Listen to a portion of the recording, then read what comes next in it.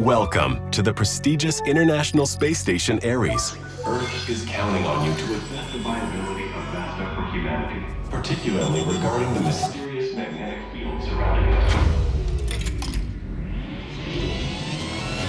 I wake up. Same bunk, same time. The station resets, but I don't. Our food supplies are dwindling faster than expected. If we're careful, starting now, we can still avoid early rationing. This makes no sense.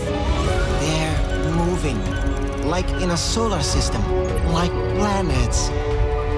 Am I going to die here? Is this how I will be remembered? It is all connected somehow.